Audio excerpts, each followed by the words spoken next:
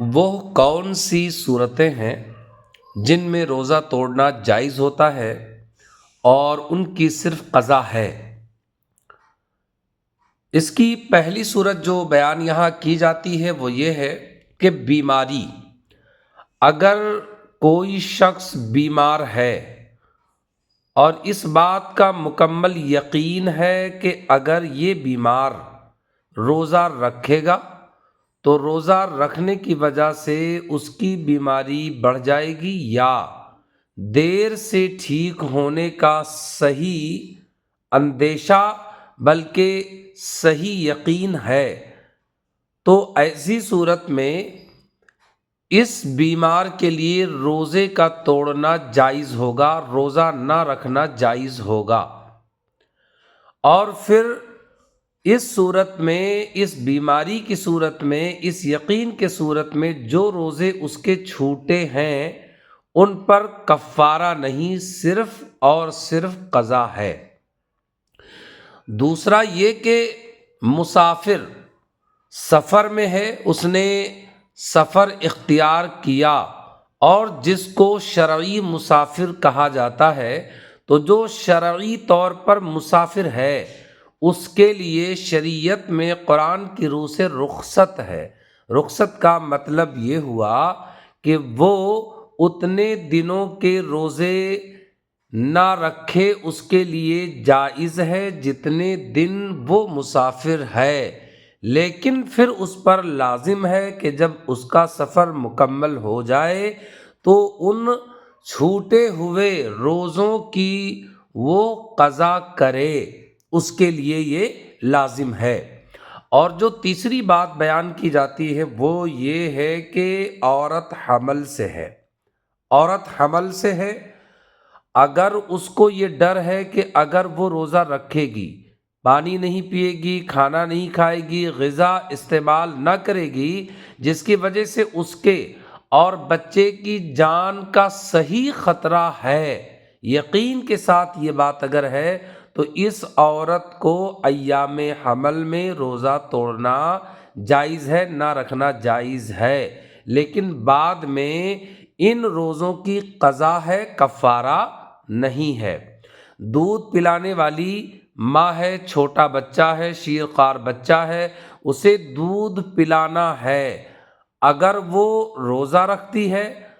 اور پھر دودھ نہیں بنتا جس کی وجہ سے بچے کے لیے خطرہ پیدا ہوتا ہے، تو اس صورت میں اب اس کے لیے رخصت ہے، جتنے روزے رمضان کے اس کے چھوٹے ہیں اور اس نے نہیں رکھا ہے تو اب وہ ان روزوں کی قضا کرے گی، اس میں کفارہ نہیں ہے۔ اور چوتھی جو چیز بیان کی گئی ہے وہ ہے شدید مجبوری، یہ شدید مجبوری۔ اب شدید مجبوری کیا ہے؟ اس نے روزہ رکھا اور رکھنے کے بعد بھوک نے اس قدر غلبہ کیا کہ یہ یقین ہو کہ اگر وہ نہیں کھائے گا تو اس کے جان کو خطرہ ہے، ہلاک ہو جائے گا، مر جائے گا، یا اس کی عقل ضائع ہو جائے گی۔ ویسے روزے کی حالت میں جو بھوک کا احساس ہوتا ہے، اس بھوک کے احساس سے روزہ توڑنا جائز نہیں۔ ہاں، اگر یہ صورت پائی جائے، یہ ہلاکت والی صورت اگر پائی جاتی ہے، عقل کے زائل ہو جانے کی صورت اگر پائی جاتی ہے، تو اب اس صورت میں اس کا روزہ توڑنا جائز ہوگا۔ اب جو روزے اس کے اس صورت میں ٹوٹے ہیں، چاہے وہ بھوک ہو یا پیاس ہو، اگر پیاس میں بھی یہ کیفیت پائی جا رہی ہے تو اب اس صورت میں اس کا روزہ ٹوٹ جائے گا، اس کا روزہ توڑنا جائز ہوگا، لیکن اب اس پر ان روزوں کی قضا ہوگی، پیاس کی صورت میں بھی، کہ اگر ہلاکت کا خوف ہے، عقل کے زائل ہونے کا خوف ہے، تو اب وہ روزہ توڑنا اس کے لیے جائز ہوگا، لیکن پھر ان روزوں کی وہ قضا کرے گا، کفارہ نہیں۔ اور جو یہ پانچویں صورت بیان کی جاتی ہے حیض و نفاس کی، جو عورت حیض میں ہے یا نفاس میں ہے تو اس پر روزہ کے لیے رخصت ہے، یعنی جتنے دن یہ حیض میں ہے اتنے دن اس کے روزے کی رخصت ہے، نفاس میں ہے روزے کی رخصت ہے۔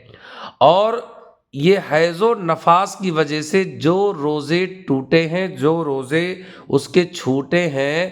ان پر صرف قضا ہے، کفارہ نہیں۔ مثلا کسی عورت نے روزہ رکھا اور روزہ رکھ لینے کے بعد اسے حیض آ